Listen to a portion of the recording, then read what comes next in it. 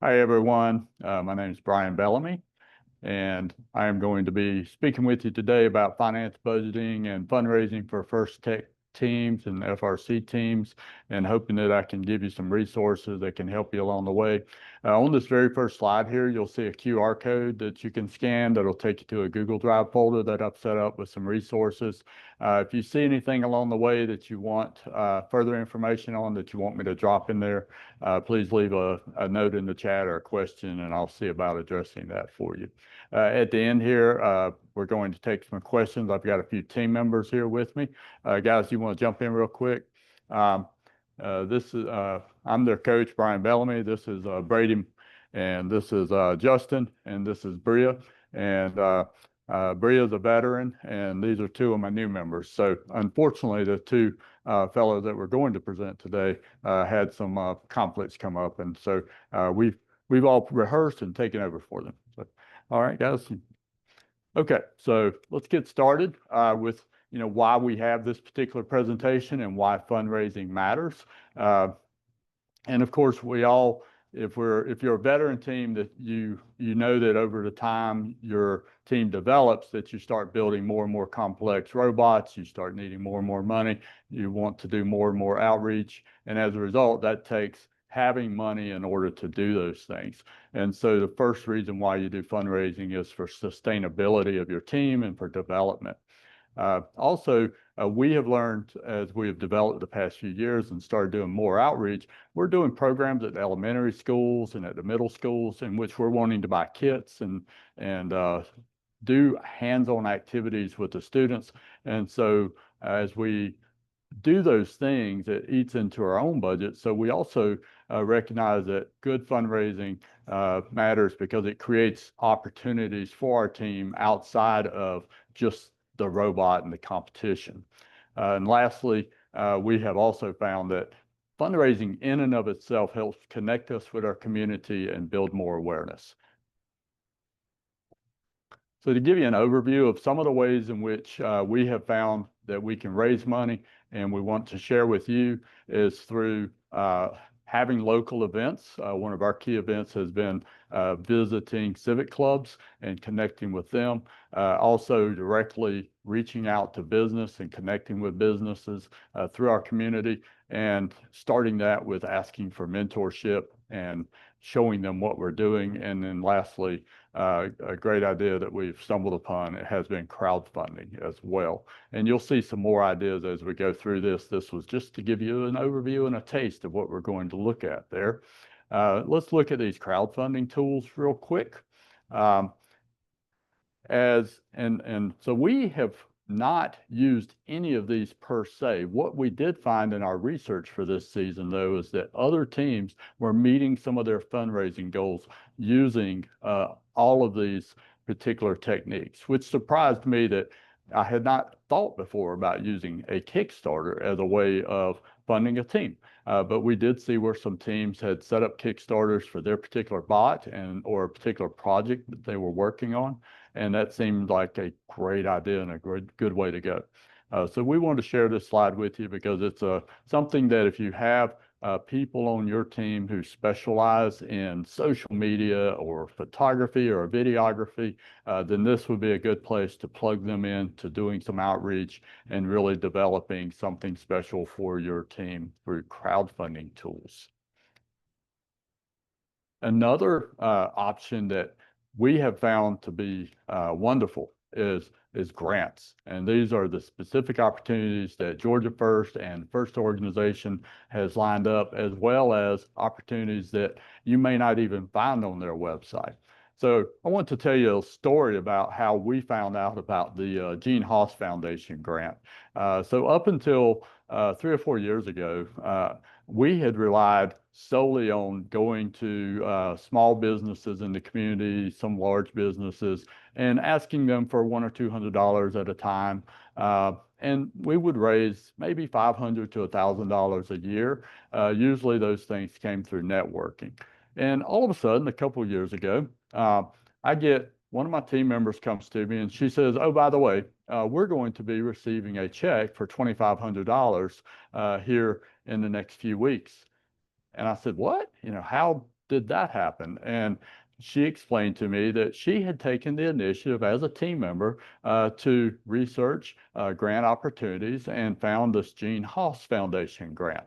And that she had, without me even knowing about it until we had already gotten approved and were going to receive the money, she had filled out the grant application herself and submitted it. And that was going to result in us receiving that funding, which I thought, so the lesson I took away from that was, we really need to, as coaches, empower our team members to go out there and do this work on their own, and that they can do it.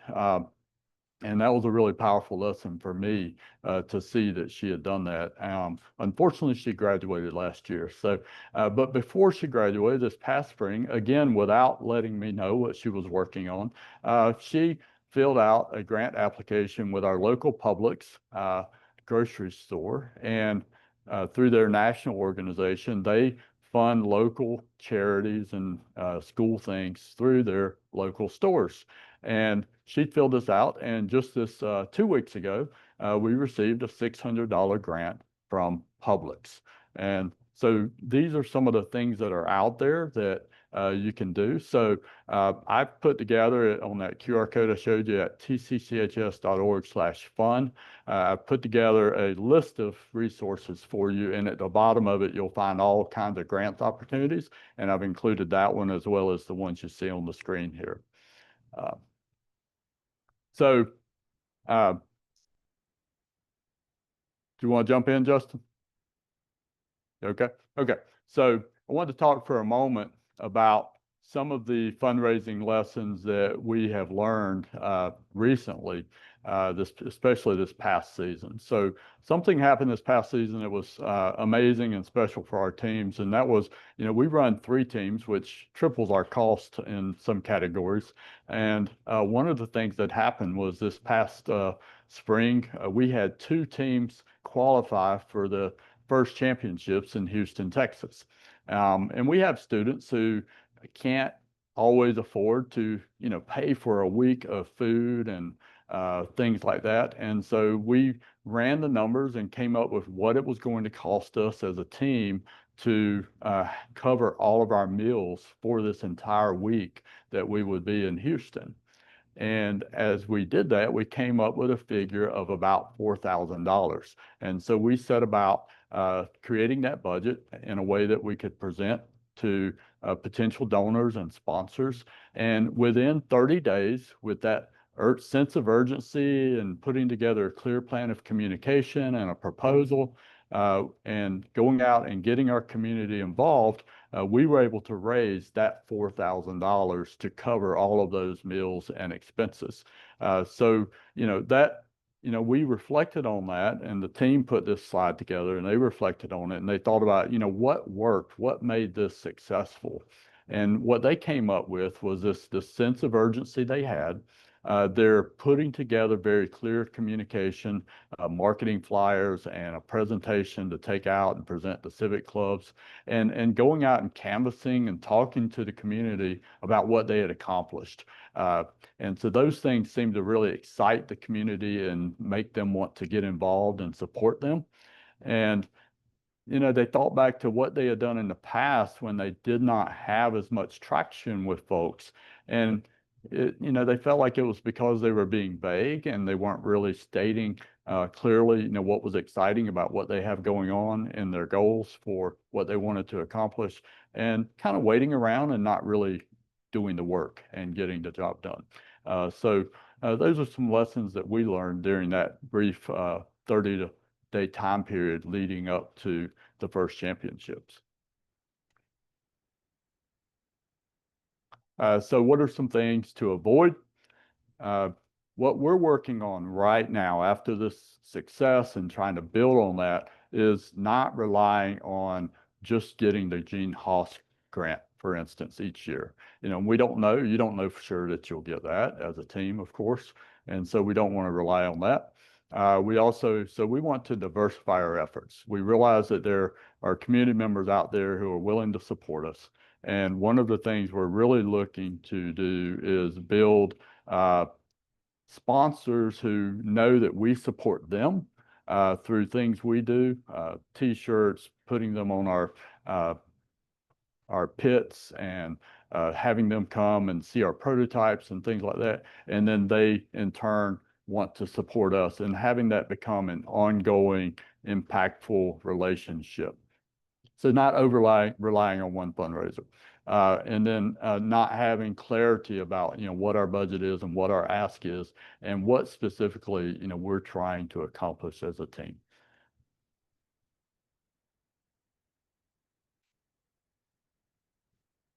So how could you combine the fun and fundraising and outreach? That's something that, teams can brainstorm together, come up with their own unique ideas, and I don't think any two teams will be the same in this regard. We do believe, though, that sponsors in particular are critical. And we have found that starting with mentorship and relationship building is a win-win. Because even if it turns out that organization or those engineers are not in a position or just don't desire to support financially, they are still going to be connected with our teams in other ways. And so we believe that this is a way of building a stable situation. In fact, to give you an example, just this past week, our team reconnected with the manager of our city engineers, and she has lined them up to come to our lab this next week to help brainstorm solutions to this year's problem and work with our team. And we know that, when we move towards the spring where we're competing and needing to have financial support, that they're going to be invested and they're going to want to support us in that way. So this whole idea of sponsorships, as you can see, we're putting a lot of weight on it. We believe it's critical because it builds in so many different areas of the outreach in addition to the fundraising. So it becomes a really big deal for us, and we believe it would for your teams as well. Now, how do you do this? What we have seen as being the most successful has been networking, which is not easy. And for a lot of the students, it's not something that comes natural for them. And so one of our starting places is with parents and people that their parents know, places that their parents work, or relationships that they have contracts with and relationships with there. And we've had a lot of luck with that. It builds credibility. It's a lot easier than cold calling to build the credibility and knowledge and understanding of what we're doing and who we are and why we're trustworthy and why we're worthy of receiving those funds and that support and that mentorship. So networking in those sorts of ways are really critical to getting that support.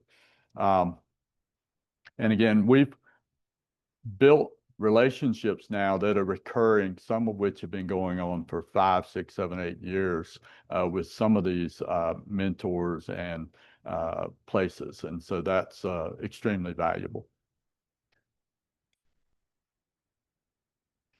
We're working on a project right now where, we've recognized that we want to expand our STEM outreach and our connections with organizations. And so one recommendation we can make to you is to look at the Chamber of Commerce in your community. Bria, that you met earlier, she's just put together a nice list with the Chamber of Commerce and is reaching out to them to make contact. And then filtering that by industry, by type of business, and then tailoring your approach for that particular engineer, that particular business, that particular industry, based on how they would connect with STEM, with FIRST, and with your program.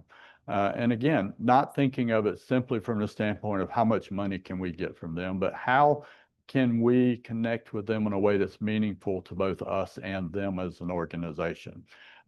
If it's simply a downtown business that sells toys or something, then it might be a totally different approach than a local manufacturer who's making goods that ship all over the world and who have engineers that are involved in mechanics and electronics and robotics and things such as that. So tailoring your approach for that particular business can be, a really important step. And so as coaches and mentors, I think it's part of our job to help students to do that, review what they're doing and thinking about it, and then present that to the community in the right way.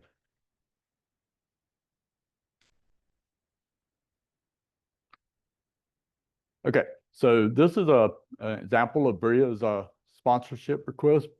And Bria, unfortunately, became sick this week. And so I'm not going to make her come up here and cough and hack and share this with you. But as you can see, the program she's putting together this year is to see if we can't interest sponsors in something where we have tiers. And so we can't say that this is a proven idea for us yet. This is a proven idea that we see other organizations in our particular environment here at our school use successfully. Both boosters, tennis team, baseball do things like this, and they all are able to get sponsors to come in at different tiers. So we're hoping this will work for us as well. And this looks like a good idea that we're putting together. So we want to share that with you as an example of something that you might also consider. I try to impart on the team, and they've all bought into this idea that, we need to show value to our sponsors. And so anytime we do have a sponsor who, contributes to us, we try to share with the rest of the community that they've done that. And you can see some ways in which we do that on this slide with respect to putting the logo on shirts and robots and pit banners and tagging them on social media. So we put somebody on the team in charge of social media. We put somebody in charge of a website, and trying to make sure that, when our sponsors receive our thank you note, we can say, hey, we just want to know we shared about you in these ways, and show that we put a picture of them and us when we were hanging out together, on that social media or something. And they appreciate the goodwill that helps build for them, and shows them the thanks that we want them to know that we really have for what they're doing for FIRST and for our teams. And then, as you can see, in this picture here, we try to, let them know what we're doing in the community. This was one of our outreach to the elementary school, where we had bought kits with some of the money the sponsor had given us, and then share with the sponsor the impact that they're making through their sharing their funds with us. Right. Here you can see one of the engineers in our lab with us where we're demonstrating. And so that's an illustration of how we believe that if you maintain good relationships with your sponsors, that it can help build the trust that you want to maintain. And one thing we did at the end of the season after we went to the FIRST championships was we sent thank you letters to everyone, and made sure that they knew that we appreciated what they've done, and we shared with them some of our experiences. And this year, we're embarking on a program where we're going to invite them to a prototype night in the near future. Once we have some builds ready, we're going to again engage with them about ways that they can engage with us, and start this recurring process of maintaining connections through progress reports and photos and social media and things like that. And so there are a lot of great ideas you'll see in that list that we put together, using some AI tools just to generate lots and lots and lots of ideas. If you take just a few of those and each year implement them to connect with your donors and sponsors, then that can be a powerful way of staying in touch and keeping funds, of course, flowing in. All right. So we do recognize that for different types of teams, it's going to be different. I talked earlier about connecting through parents and businesses and things like that. And I think that's great for us because it works for our small rural community. We do see that in a large urban area, you may see that there are other things that work for you, maybe social media, which we have very little traction with that. If we put a post out on social media asking for money, nothing happens. But it might work better in your community, or a LinkedIn campaign with local industries, or professional networks might be good. Here, it's more about civic clubs and small businesses and organizations such as that. All right, so I mentioned the Chamber of Commerce and some of our team's plans for this upcoming year. And this is sort of the plan that one of our team members put together on how they're going to go about doing this. They've already created a really nice flyer, which I should drop in the resource folder, and I'll try to get them to do that for you so that you can see that flyer. And then we're going to draft customized emails based on their industry and who they are and what kind of mentorship or relationship we can build with them, and then customize those emails, connect, and then follow up. Following up is going to be key because a lot of times the email will go, it'll sit, they're interested, but they need to know that we're interested enough in them that we want to connect and get them to start coming out and visiting with us. All right, moving on to budgeting. Of course, we want to have a budget so that we kind of have a plan of how much we can spend on those robot parts and things like that as we're moving into the year. We used to operate on a shoestring budget. We would tell each team they had $100, and that was all they could spend on extra parts and motors and things like that. And as we've developed and tried to become more competitive, we've slowly and surely tried to expand that budget. And so making a strategy, making the trade-offs that you need to make, and becoming able to go to competitions and just do your best is what it's all about, and learning along the way. And so this is how we went about creating our budget. Here's a sample of it here, where we list all of the various components of our budget. You'll see where, in our case, we're very, very fortunate to have a school system who provides a good portion of our team's expenses. And so I've actually separated those out in our budget with our team, where they have put the expenses covered by our sponsors and fundraising in the top lines, and then the other fees covered by our school and our county school board on the bottom line. And so you can see there kind of what's coming from where. And so I encourage you to make a similar budget where you try to have an understanding of where each component of your funds will come from. And then in addition, this has been fairly comprehensive for us. I don't think we've had anything come up, at least in the past season, that has not fallen within these categories for our budget. So it seems to be a pretty good shakedown of what you would need to have in your budget. I have put a copy of this spreadsheet, if you're interested in building your initial budget, into the Drive folder for you to access and download and use as needed. One example that Justin put in here was the cost of a motor. And as you can see, here's the cost of a motor here for $55. And so very quickly, the components, when you start adding motors, adding servos and things like that, can add up very quickly. And that was the point, I think, of showing you that, and the importance of having a real good grasp of what the budget is and helping the team to understand what they can and can't do. Anything you want to add there, Justin? All right.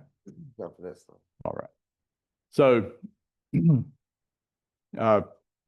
what the team talked about when they were brainstorming this year's budget was that, hey, we're planning for success, so we want to overestimate our expenses and underestimate our income. And that way we plan for, anything that might come up that's unexpected. We, for instance, never expected to have 2 teams go to Worlds last year. So we were not prepared to cover those expenses. During the course of the year, we had spent our budget down with the expectation of trying to go to state, and then that being kind of the end of the road. And so when we made it to FIRST championships, and we had to really get busy on raising money. So this year they're saying, that's not a good way to plan. And it's hard to disagree with that. We want to plan for success. And then, of course, if you do have money left over, then you can take that into account and use that into the next season to maybe lower the expectations of what you'll need going forward after that. So assigning clear financial roles for your team members and what they're in charge of and what their budgets are is a smart tip, and preparing for the unexpected, as it says there. To be more specific about some of the categories that we use, we've added an outreach and community events category so that we can buy things like kits off of Amazon for first graders to be able to build a small little robot that's battery operated, and for them to engage with STEM. We've added a category for our actual operations for our team under marketing and other things, where we can buy T-shirts to give or buy shirts for the team to wear, plan for food to hand out or give out or to take with us on trips or to help cover some of the team costs for that. We have found that printing has become a greater and greater part of our budget over time. So those are some things that you might want to include in your budget categories. We use GNU Cash because it's free. And so it's works like QuickBooks or Quicken. It's a little harder because it doesn't have some of the bells and whistles. But if you just need something straightforward, simple, and free to use, you can get GNU Cash for both PC and Mac. And then we use Google Sheets for our calculations and just keeping up with our annual budget. And so that way we're able to track both our everyday expenses and see what our running balance is using GNU Cash, and plan for our year using some of the data we collect from that, plan for the year and put that into our spreadsheet. And then we share that out with the whole team. One of the greatest benefits of sharing all of that is the people on our team who work on the engineering portfolio can connect with the people who are spending the money on robot parts or on outreach, and talk about all of that in the portfolio as part of the team plan. So that's, we believe the budget and the financial record keeping is a very important part of the team plan discussion and what goes into that.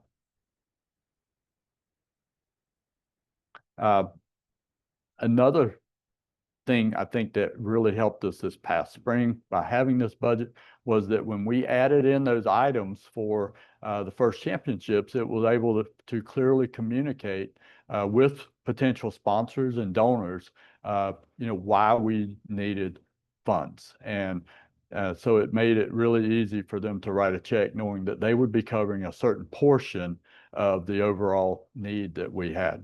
And so that helped to engender trust, helped to reach a very specific goal. And, it's amazing how it works. We set a need and a goal for $4,000 and we raised about $4,200. So it was, and that was from about 10 different donors. And it's just amazing how I think the specificity of the goal can help to reach it. So I would impart that on you as well. So breaking down your budget and understanding in a pie chart or some other graphic how the money is being spent can help your team to visualize it and provide a really good breakdown for including in your team plan, in your portfolio, and then sharing that with others as the season progresses. So Brady, you want to give us some takeaways for today? I'm going to let Brady cover this for you. Yes, sir. It's on. Just talk. Okay. Here, I'll do this for you. Okay. So it's a good distance. Sorry. So some key takeaways, some key ideas we want you to get down from our presentation include fundraising is incredibly diverse. There's a lot of different ways you can get funds for your team, from community events like bake sales to just fundraising online like a Kickstarter. It's also very community driven, since the majority of the sponsorships and grants you'll be getting will come from local businesses. And it also gives you more major opportunities for outreach in your community to get more people in your community interested in FIRST Robotics and FTC. That wasn't the, I had more on this. Sorry. Talk about it then.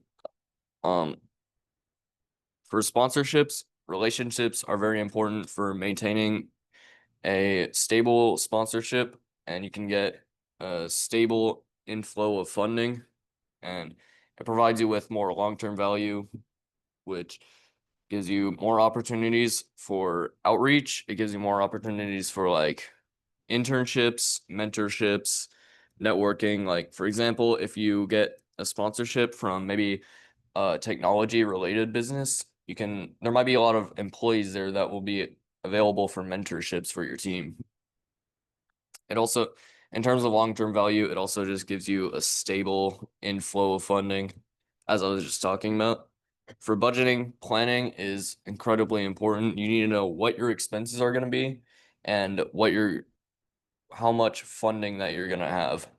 Transparency is also important. You need to let your team know what's going on. It also gives sponsors more trust in your team. You're more likely to get better sponsorships if you're more transparent about what your budget is. Good. All right. So some things we might want you to do as a result of this presentation is first, try at least one new fundraising method this season. You might find that crowdfunding might work better than a community event like a bake sale or maybe a car wash. Building a sponsorship pipeline would be very good for just getting a good sponsorship, maintaining a good relationship with it, and sharing your budget with the entire team early. This is obviously very important. You need to know what your expenses are going to be, how much funding you have. That's just important for everyone on the team to know.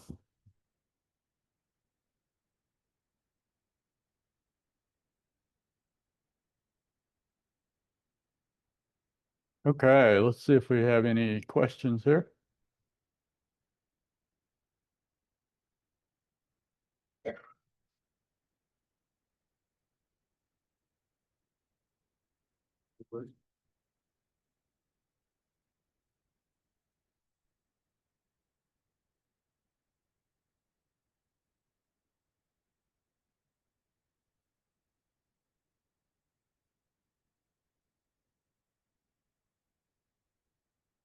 Okay, while I'm waiting for questions, if there are any, let me mention again the where the QR code would take you and the link. I've tried to make it as short as possible by putting it at TCCHS, so tcchs.org/FUN, fun, tcchs.org/fun. And there you'll find several resources. Let me see if I can share with you what's in there right now.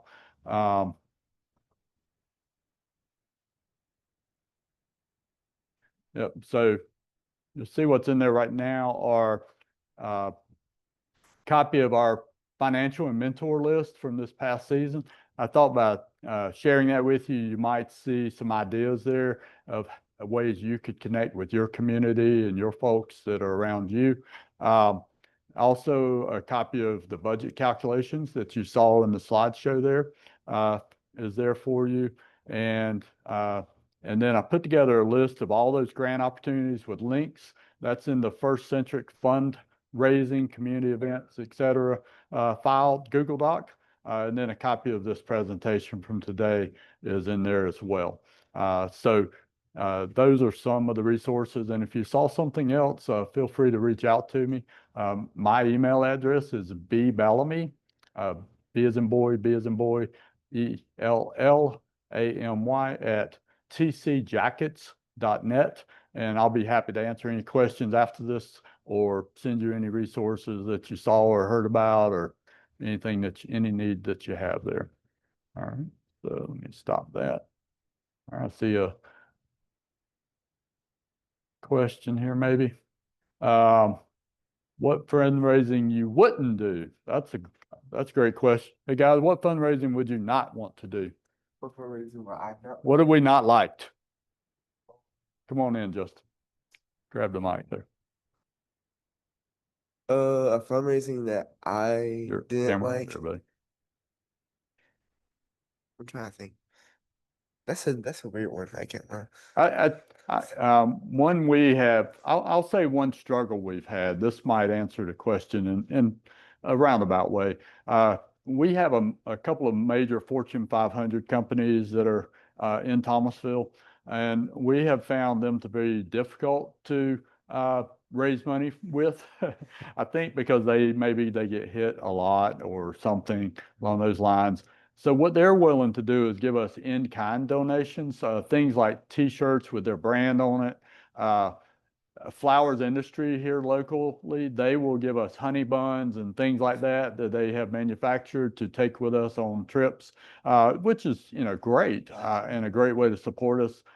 And so I will say that, fundraising sometimes through the very largest companies is not quite as successful as you would think it might be, unless you go through their specific grant programs, things like the Publix grant, the Gene Haas grant. We're working on a grant from Boeing right now because that's one where if you have a relative working for them, they will support your organization. And one of our team members has an aunt who works for Boeing. So that seems to be the way it works with major corporations.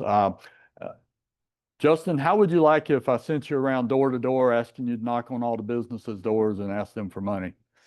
I mean, I wouldn't be like I would be happy like if we can get the money for like a certain like specific thing that we need. But I mean, it wouldn't be like the best option to do. I'd rather like go and like connect with like communities and go and be like straightforward with them and see like what we need and stuff. Yeah. So the straight up ask is not as much fun. You get a lot of no's that way, don't you? Yeah. So I would say that, Bria, you've got one to add? No. Okay. So I asked Justin that question because, none of us like getting a lot of no's and going up and doing the straight up ask. So I think that's one of the hard ones. So what's the way around that? The way around that is to connect first. How can they be a mentor? How can they, and think outside the box. So for instance, I mentioned the toy store earlier. How can a toy store help to market your team, help you to market them? Think STEM kits, think, you know, their brand being on a robot as a toy. Think, so just always think outside the box. A law like, we have a law firm in town that sponsors us. How can we connect with a law firm in a way that makes sense? Well, that law firm does marketing. They do social media. They want to build their reputation. Maybe you use more of your school or your way of you functioning as a team. Who sponsors your team? Maybe you connect in that way. So it's fun to connect first, and then it's a lot easier to say, oh, by the way, we have a budget and these are our needs and these are some of the things we have going on. Let us know if you'd like to support us. And that's a lot more natural and easier. Kiwanis. Yeah, talk about Kiwanis. Kiwanis? Yeah, So last year come on in a little bit. we started going to this, is it like it's a community, A civic club. a civic club in Kiwanis, and we presented to them. At first we didn't like really want to go any like we're major. We just wanted to like show them our robot and show them like what we were doing and have like just that outreach for like state. And we realized that it was a bit more than that the more we kept going, and that there was more potential for what we could have done. So after state, we went back to Kiwanis, but we also went back to Rotary Club, not only just to show us our robot, but to also ask for fundraising or use it as fundraising too. So at first, if we would just went over like after state and just out of the blue asking for money, they probably would have not said they wouldn't have said no, but it wouldn't have definitely not have been as much as they gave us the last time. It's connecting first and building their trust and gaining it and showing that this team is responsible and they can deal with the money and they can they can give it to like the specific needs that they need. But we shared first with them, and we had our 3 teams present their robots and run them around the room and let some of the Kiwanis members drive the robots. And that was in January of last year. And then in March, when we qualified for championship, we just let them know our need, and they contributed $1,000 to our program. Another thing that helped there was we had, in the meantime, went and presented at a different civic club. And so both civic clubs wanted to know how much the other one was going to give us. And so a little bit of competition was going on there. So if you can find ways that you can create some competition between businesses, I think that, you know, or between clubs, that never hurts. Is there any other questions?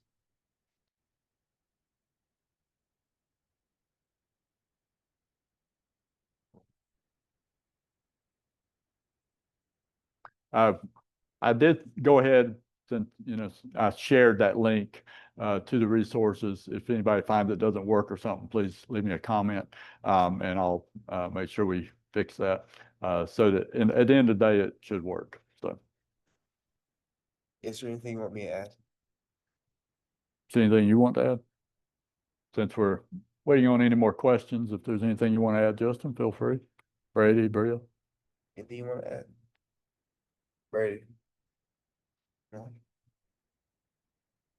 I mean, that's about like all of it without like just, I don't want to say yapping, but that's about all of it.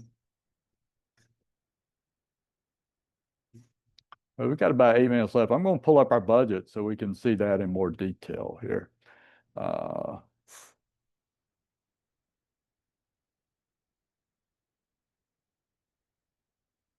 I will share that screen.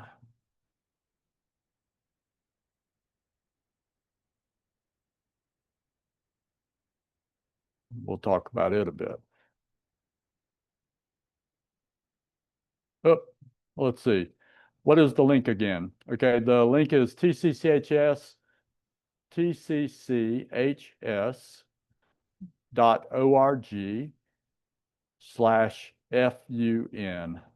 And I'll type you an answer to that as well. And we'll send that out again. So hopefully that's got you covered there. If you weren't already, you probably already were covered, but and I'll share this budget with you so you can see it really well. And you'll see here some of our categories. And one thing we did, if you have more than one team, is we did a combined one on the left-hand side, and then on the right-hand side, you can see what it would look like for just one team. And we separated it out that way so that we could show the budget according to, you know, what our expectations were. Also, you'll see down in the line items for the combined one for all three teams, we aren't so presumptuous as to think any of our teams will go to FIRST championships or even state championships. There's a lot of great teams out there, a lot of great competition, and we know that, you know, the odds are always, you know, there's competition, you know, and so so what we did on that was we did per team, you know, per team. We want to plan ahead. We want to have a generous budget so that we say, well, what if, you know, but we're not going out right now to raise, you know, I mean, we are trying to raise the $9,000, but we're not going out trying to raise from our school system $13,000, $14,000, because they're only going to incur those expenses if we have a team or two, you know, qualify for the championship. So that's something worth pointing out. You see our school system will cover a lot of our core components, but not a lot of our robotic supplies and extra components. So for instance, when we need extra cables or they want to do a specific design, that comes out of our fundraising budget. And so that's how we do it. I'm sure it varies a lot. I know it does. And I know some clubs and things like that, you have to raise every dollar. We're looking at helping a team. Just this morning, we were talking about outreach. We're looking at helping a team get started. And we were looking at what the bare minimum is to start a team. And we came up with a figure of about $1,500 because if they're a brand new rookie team, you want to help them, especially with a game as complex as this year's, you want to buy them a starter kit. and those starter kits, one from say Go Builder, runs about $700 or more. And so, and then you've got your $300 first fee, so that's $1,000. Then your $350 Georgia fee, so that's $1,350. And then they're going to probably want to have a little money for other things as well. So we figure about a minimum of $1,500 to go and make it to the region meet. In our case, that would be Macon, Georgia. And that's it. And even then, that's if some of the team members all cover their cost if they need lodging and things, because even our region meet is, it's 2.5 hours from us. So, and it starts at 8 o'clock in the morning. So we tend to go up the night before and spend a couple $100 on lodging. So the cost can, really add up. And sometimes team members may have to bear some of their own costs for food and lodging and things like that. And so all of that could be planned for in advance and try to go out and raise the funds for it. If anybody has, what I'd love with only a few minutes remaining here is if anybody has an idea that I haven't mentioned, if you guys would put that in the chat so that I could share it out to everybody real quick, or others could see it in the chat, I think that would be awesome.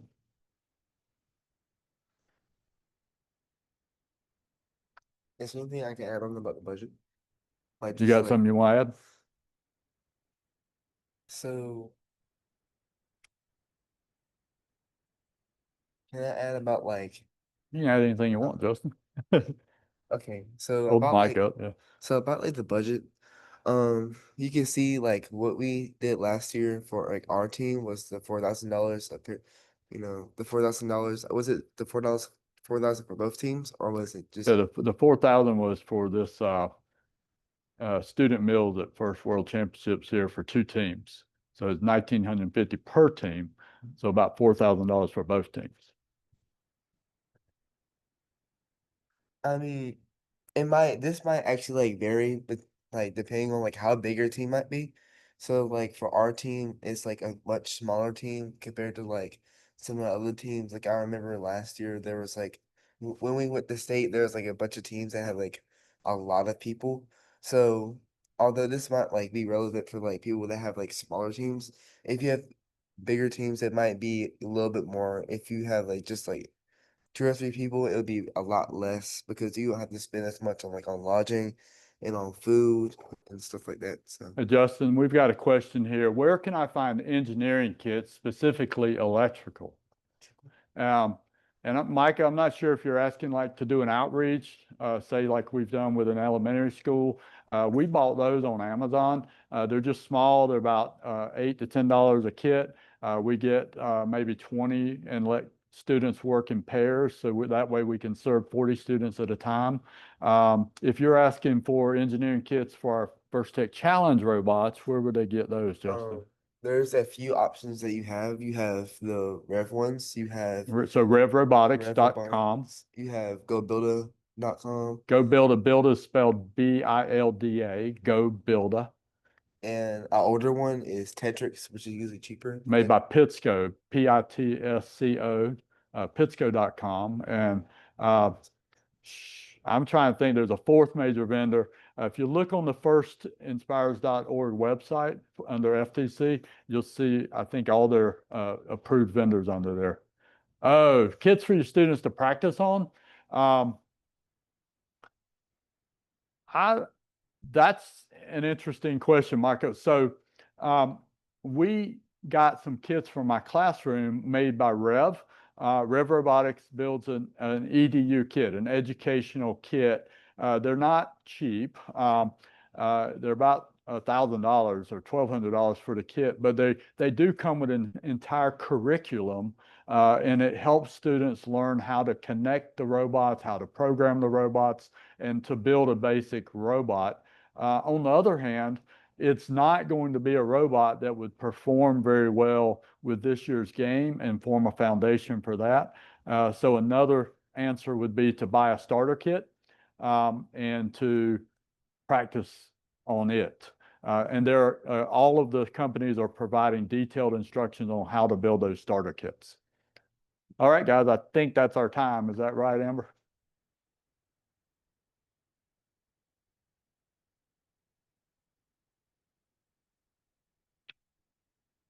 Thank you. Hey, I appreciate everybody who joined us today.